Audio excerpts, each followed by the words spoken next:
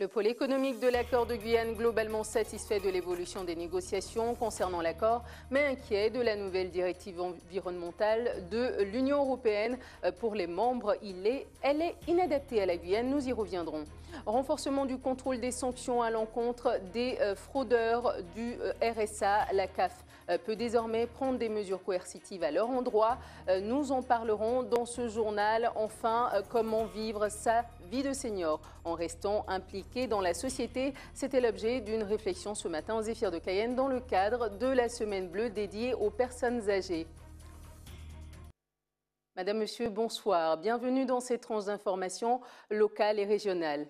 Pour ouvrir ce journal, le pôle économique de l'accord de Guyane s'est réuni ce matin au Larivot. Il n'était pas question, loin de là aujourd'hui, des accords de Guyane, mais plutôt d'une directive européenne qui pourrait modifier leur cadre de travail dans les secteurs bois, énergie et également aménagement, notamment. Les détails de cette réunion avec Gaël Wassim. Les nouvelles normes européennes environnementales inquiètent les filières agricoles, forestières et minières. Des nouveaux seuils pour l'ouverture de pistes forestières et pour la déforestation ont été fixés. Appliquée depuis le début de l'année, elle est inadaptée au territoire selon le collectif. Cette loi environnementale, c'est pas forcément un mal. Il faut du contrôle, bien entendu. D'ailleurs, nous, dans l'exploitation forestière, on a fait le grand écart pour certifier l'ensemble des massifs forestiers guyanais en éco-certification, en exploitation à faible impact. On est sûrement à un niveau extrêmement élevé d'exigence dans notre métier par rapport à ce qui peut se passer dans le reste du monde. Et je ne pèse pas mes mots, je pèse mes mots quand je dis ça, parce que c'est vraiment une réalité. Aujourd'hui, on nous en rajoute encore. Mais surtout, ce qu'on nous rajoute, il y a un moment, ça devient inatteignable pour notre territoire. Cette directive serait un véritable frein qui entraînerait des difficultés au sein de tous les secteurs représentés dans le pôle économique des accords de Guyane.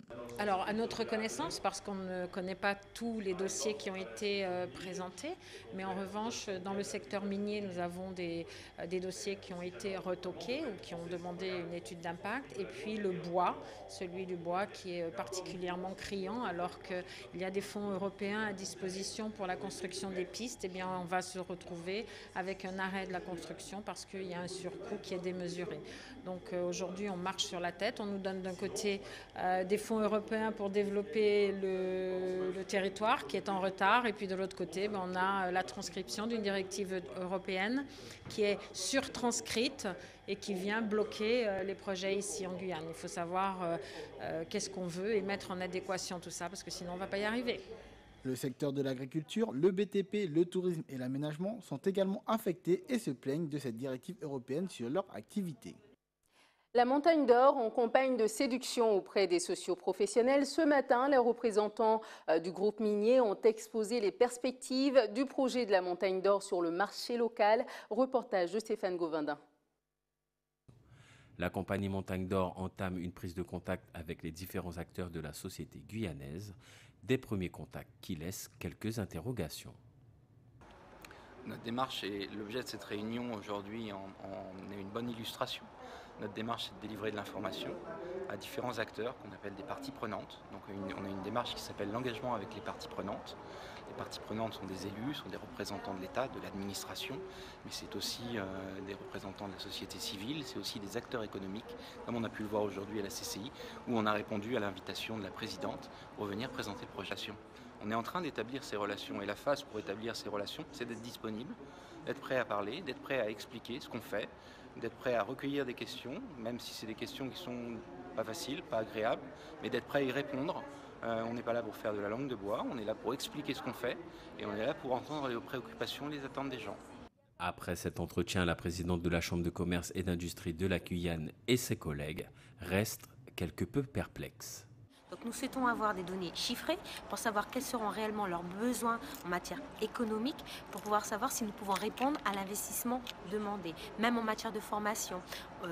La chambre de commerce, la chambre des métiers, l'agriculture, nous avons des centres de formation. Il nous faut comprendre qu'il leur manque tant de personnel ouvrier qualifié. Mais nous voulons savoir quel type de formation qu'il leur faut. Savoir que si nous pouvons mettre cette formation disponible, répondre à leurs besoins. Nous sommes en attente de chiffres. Donc il y a une certaine frustration. Nous avons promis un nouveau volet plus économique pour savoir ce qui vraiment Montagne d'Or peut rapporter économiquement à la Guyane et ce que la Guyane peut apporter à Montagne d'Or. 1,8 million d'euros, c'est le montant des fraudes aux allocations familiales l'an dernier. Fausse déclaration de revenus, dissimulation d'emploi. La CAF part en croisade contre les fraudeurs. La semaine dernière, elle a signé une convention avec la collectivité territoriale qui devrait lui permettre de renforcer ses compétences en matière de sanctions aux fraudeurs du RSA. Reportage de Jonathan Lariot. 1,8 million d'euros de fraude pour les allocataires guyanais, résultat de contrôles réalisés par la Caisse d'allocation familiale pour l'année 2016. La Guyane passe de 63 cas frauduleux à 263 en l'espace de 5 ans. Et en tête de liste, les fraudes par fausse déclaration de revenus. L'enquête menée par le nouveau département de recherche de fraude de la CAF, menée de 2015 à 2016, ouvre une nouvelle perspective de contrôle des allocations de l'État. La mise en place d'une unité dédiée a contribué fortement aussi à la prise en charge d'un certain nombre de dossiers. Nous avons renforcé nos équipes qui travaillent donc sur la fraude avec un certain nombre d'objectifs. C'était plus une nécessité parce qu'il ne faut pas oublier que la Caisse d'allocation familiale verse des prestations, donc gère des fonds publics et a aussi des comptes à rendre sur la gestion de ces fonds publics. Donc nous devons en permanence nous assurer du versement du juste droit des prestations familiales. En plus de ces allocataires, depuis jeudi dernier, la CAF prend désormais aussi en charge le suivi des dossiers des bénéficiaires du RSA à travers une convention signée avec la CTG, ancienne gestionnaire de ces fraudes. Elle attribue cette gestion à un système de contrôle qui peut aller très loin. Ça ralentissait énormément le traitement et la prise en charge de la fraude par la CTG et par la CAF. Le dossier donc était d'abord, dans un premier temps, traité à la Caisse d'allocation familiale, puis dans un second temps, était traité à la CTG, ce qui dissociait les sanctions prononcées par les deux organismes. La CAF peut aller récupérer des informations auprès des impôts, auprès de l'URSSAF, RSI, également de la CGSS, de la Sécurité sociale. On peut également interroger la préfecture. Il faut savoir que la CAF dispose d'un droit de communication auprès des banques également, ce qui nous permet de récupérer des informations bancaires. Grâce à ce nouveau système de contrôle, la CAF a aujourd'hui récupéré plus de 3 500 000 euros de sommes trop perçues. Pour une première année, le bilan est donc positif, mais les contrôles ne s'arrêteront pas là. Ils continueront d'être effectués sans interruption. Perte de pouvoir d'achat, gel des contrats aidés, dégradation des conditions de travail des enseignants, autant de points de mécontentement qui méritent une mobilisation intersyndicale selon le syndicat enseignant SEUNSA. Une grève est prévue le 10 octobre prochain. Nathalie Alfred Renard, secrétaire du SEUNSA, était au micro de Pierre Tréfou. Ce que nous souhaiterions, c'est avec nos élus, avec cet intersyndical, que nous puissions nous rencontrer le 9, la veille, afin que nous puissions mettre à plat tous nos besoins, tout ce dont nous demandons, parce que cette perte de contrat aidé quand même constitue un tiers de nos moyens que nous perdons aujourd'hui. Sachez que seront touchés principalement dans notre académie les secteurs de l'aide administrative auprès des directeurs, ainsi que la vie scolaire dans les établissements de second degré. Cette perte est énorme parce qu'au jour d'aujourd'hui, nous sommes sûrs que seront renouvelés pour cette année que 10 aides administratives auprès des directeurs et 86 vie scolaire. De tout ce qui a été négocié à ce jour, nous apprenons qu'il nous reste 154 moyens pour 450 besoins dans notre académie. Donc ce n'est pas possible. On ne pourra pas accepter cette situation et on doit la dénoncer et on doit demander ensemble que nous puissions maintenir les effectifs que nous avions avant et trouver d'autres propositions pour faire de ces emplois pérennes pour les années futures. Les enseignants sont fatigués, les personnels sont fatigués, les moyens sont criants et nous devons le dénoncer, nous devons le manifester. Et c'est la fonction publique qui est en grève le mardi 10. Nous sommes des fonctionnaires d'État. Nous avons besoin d'assurer un véritable service public. Donc nous appelons tout le monde, les associations, les parents, les maires, tous les élus à être avec nous, ensemble, avec une intersyndicale pour faire entendre cette voix. 2 semaines après la fin des derniers épisodes cycloniques, le SAMU social guyanais poursuit ses collectes d'eau en faveur des sinistrés. 2000 bouteilles collectées depuis le début de l'action pour les sinistrés des îles du Nord. Avec le soutien de la régie des quartiers de Cayenne, les bouteilles sont récoltées dans les écoles de la ville capitale. Yaya Daoudi, directeur de la régie de quartier, était au micro de Pierre Tréfou. On est très sensible déjà sur le plan de la solidarité Et quand monsieur Yazine nous a fait appel à nous pour nous dire si on était intéressé par cette opération, il nous a paru très très naturel de participer parce que au-delà de la solidarité qu'on manifeste ici en Guyane, vu les événements qui se sont passés dernièrement, c'était pour nous tout à fait naturel qu'on puisse aussi exprimer cette solidarité envers les ultramarins et les habitants des îles qui ont été touchées, que ce soit les Antilles ou ailleurs. Notre participation, elle est à plusieurs niveaux. Donc le premier niveau d'aujourd'hui, c'est dans le cadre de la régie. Donc on a demandé à quelques salariés d'aller collecter les dons qui sont aujourd'hui à Anne-Marie Javoué et ailleurs, et qu'on va les déposer dans le lieu de stockage de collecte, enfin de récolte, qui est vers le Family Plaza. Donc on va plusieurs personnes avec de véhicules pour faire cette opération.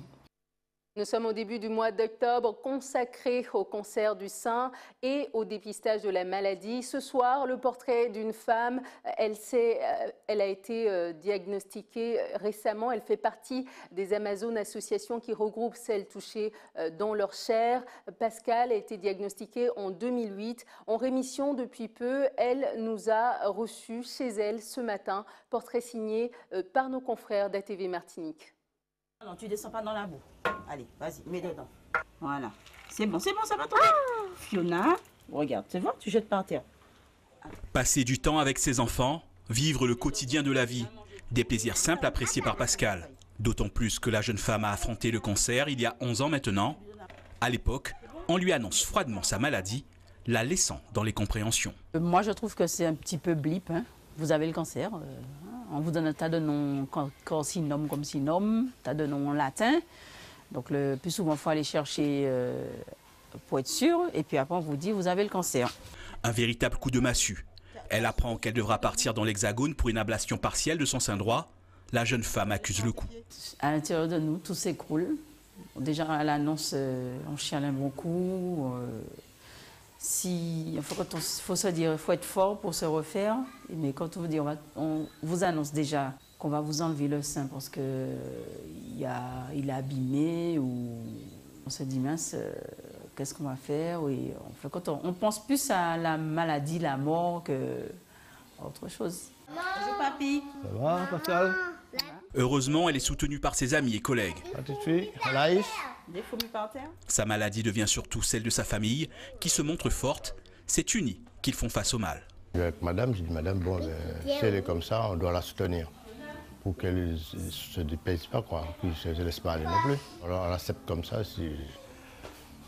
On a tout laissé aux mains du Christ. Il faut que les familles soient là aussi dans les moments difficiles comme ça, parce que le plus souvent, la personne qui est malade, comme disait une collègue, le plus souvent la personne se retrouve seule, confrontée avec cette maladie. Et donc, s'il y a du monde à côté qui peut, même ne serait-ce s'encourager, pour toujours donner un petit baume au cœur, ça fait du bien. À son retour, ce sont de longues séances de chimio et radiothérapie qui attendent Pascal. La fatigue physique et émotionnelle est pénible pour cette femme active et, à l'époque, jeune maman d'une fille, aujourd'hui âgée de 13 ans. La chimiothérapie, c'est pénible le jour où on l'a fait. Moi, je dis aller le matin, donc ce qui fait que après l'après-midi, j'avais le temps de me reposer. Une fois que j'avais bu mon verre de coca, je dis mon verre, la moitié de bouteille, puisque c'est ce qui me soulageait, je dormais. Mais la radiothérapie, c'était fatigant. Je ne sais pas, on est là, on ne sait pas si on est bien, si on n'est pas bien, quel degré, parce que comme je vous dis, c'est toujours des mots scientifiques. Elle a vaincu le cancer il y a 5 ans maintenant. Depuis, elle a repris ses activités et subi une opération reconstructive du sein. A eu une deuxième fille et mène une vie de famille normale. Tous sont sortis grandis de cette épreuve. À travers eux, c'est un message d'espoir qui est lancé aux malades du cancer et à leur famille.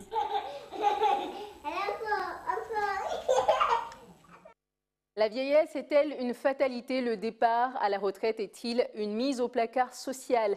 Des questions auxquelles ont tenté de répondre des neuropsychiatres et personnels d'EHPAD ce matin aux Zéphyrs de Cayenne. C'était dans le cadre du premier colloque de la Semaine Bleue dédié aux personnes âgées. Reportage de Pierre Tréfou. Ils représentent 20% de la société. En 2050, ils seront plus d'un tiers. Ce sont les seniors. C'est dans ce contexte que s'inscrit la Semaine Bleue. Un événement qui rassemble les acteurs qui travaillent régulièrement auprès des aînés. Chaque année, c'est très important de marquer le coup, de proposer des choses innovantes, intéressantes. Et l'association Leben, qui est, on peut dire, sur l'île de Cayenne, qui est très bien implantée en matière de gérontologie, nous sommes tout à fait partie prenante pour mettre un peu la pierre à l'édifice et proposer des choses intéressantes pour les seniors chaque année.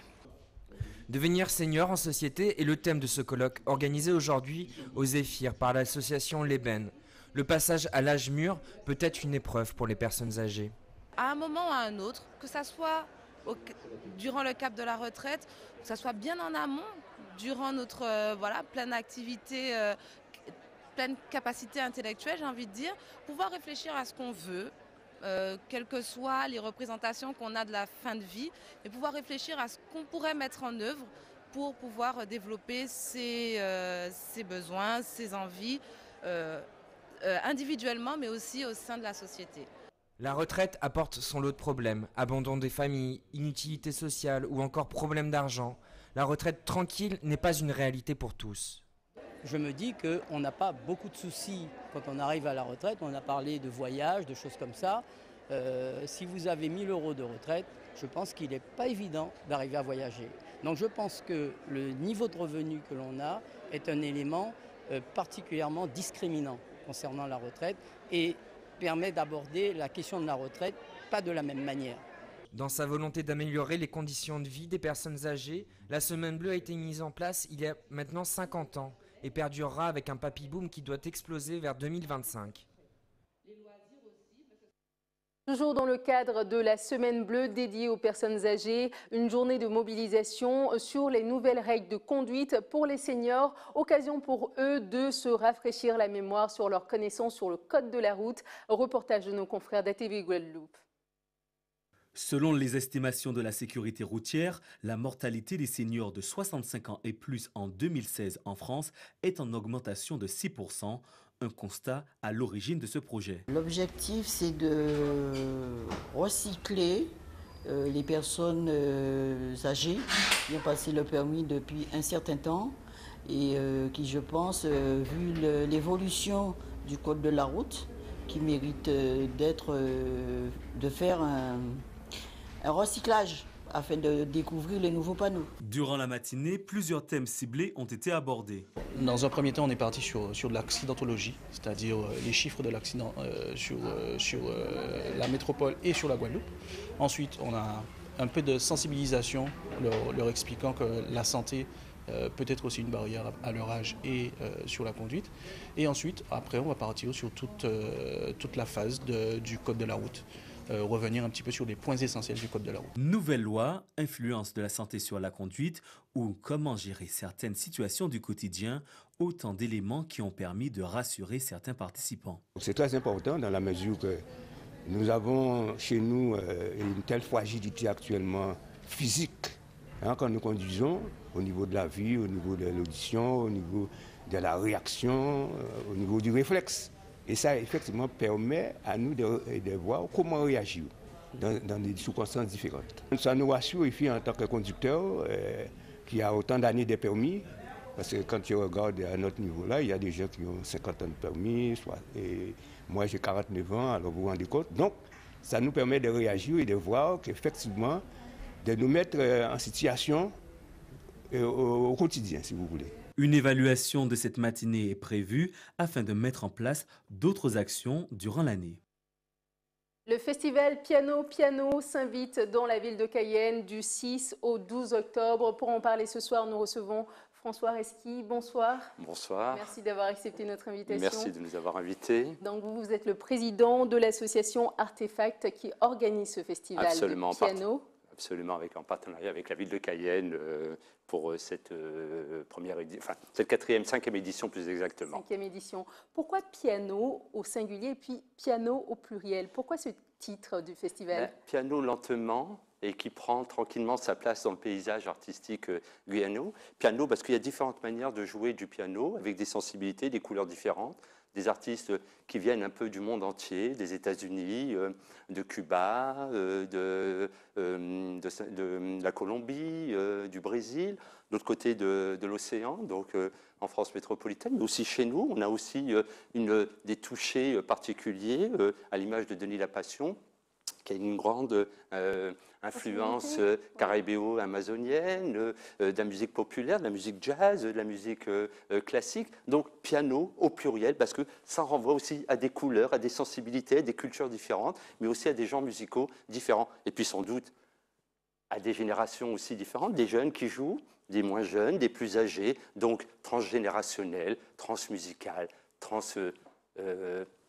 aires géographiques continentales. Justement, par rapport à ces aires géographiques, vous avez de grandes pointures cette année pour cette 5e édition. Greg Lewis, un célèbre pianiste, sûrement céleste, américain, et qui également est accompagné d'André Marie, qui est un Brésilien. Parlez-moi un peu de ces pointures qui vont être là à ce festival. Eh bien alors, oui, c'est vrai, Greg Lewis, un pianiste, un organiste plus exactement hors du commun, qui a comme ça une manière de jouer très endiablée, très colorée, et qui nous fait l'honneur d'être présent sur notre territoire. André-Marie, pareil, qui était là il y a quelques jours au Japon, donc une reconnaissance internationale, et qui nous fait aussi l'honneur de se présenter chez nous et de nous offrir ses talents. Donc voilà, des musiciens moins connus, plus connus, et on a voulu comme ça brasser différents types de parcours, de biographie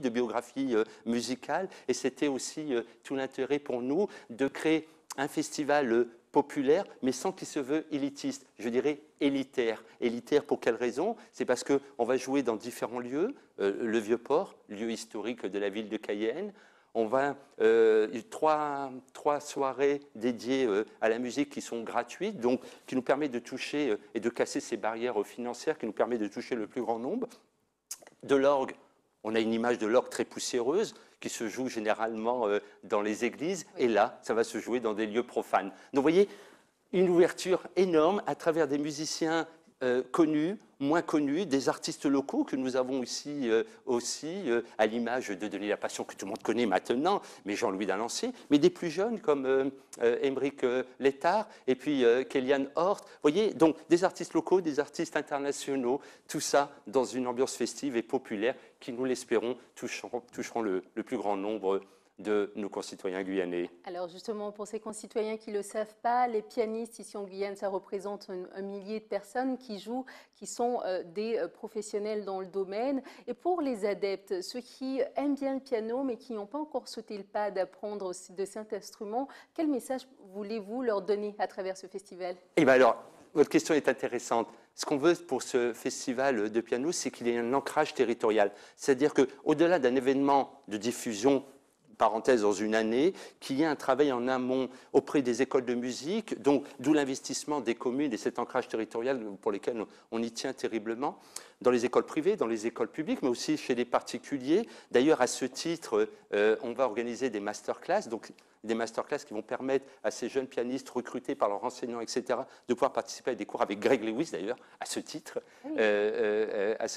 et qui leur permettra d'ailleurs par la suite, pour les plus méritants, les plus talentueux, sans doute, on va créer une compétition, une émulation, et ce qui fait pas de mal non plus, qui vont permettre de jouer en première partie de chaque soirée musicale. C'est-à-dire que chaque élève retenu lors des masterclass, etc., pourra venir jouer et faire présenter un morceau juste avant les artistes professionnels. Donc c'est des lucarnes et qui va permettre de créer, nous l'espérons, des émulations, casser des timidités, embrayer sur des réserves, inciter le tout dans une émulation, dans une effervescence. Et c'est peut-être cela, si on arrive à faire ce pari, on aura gagné. Et ça veut dire que ce festival s'adresse bien à la jeunesse, et une jeunesse qui n'est pas un poids pour nous, qui n'est pas un fardeau pour nous, mais qui est simplement l'avenir prometteur de notre Guyane. Premier rendez-vous le 6 octobre au Vieux-Port de Cayenne. Absolument.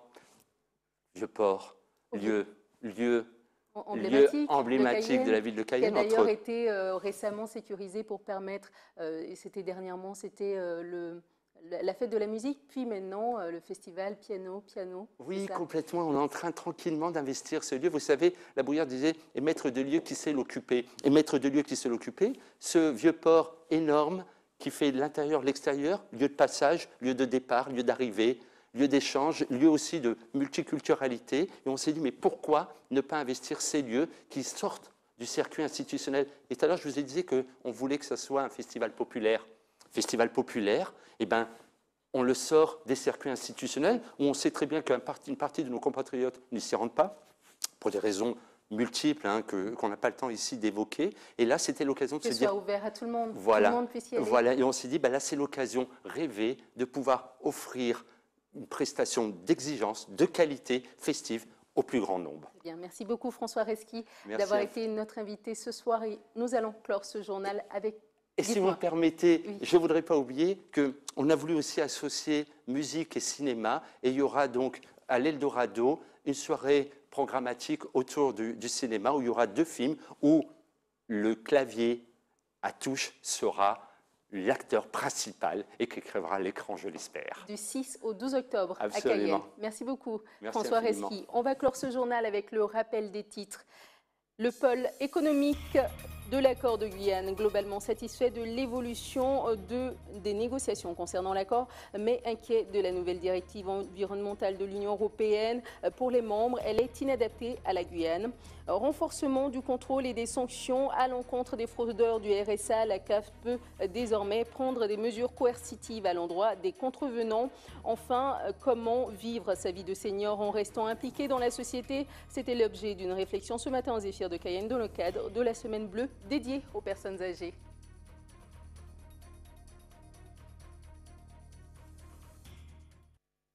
Merci de nous avoir suivis. Prochain point de l'actualité dans quelques instants avec nos confrères de BFM TV. Je vous souhaite une excellente soirée sur ATV Guyane.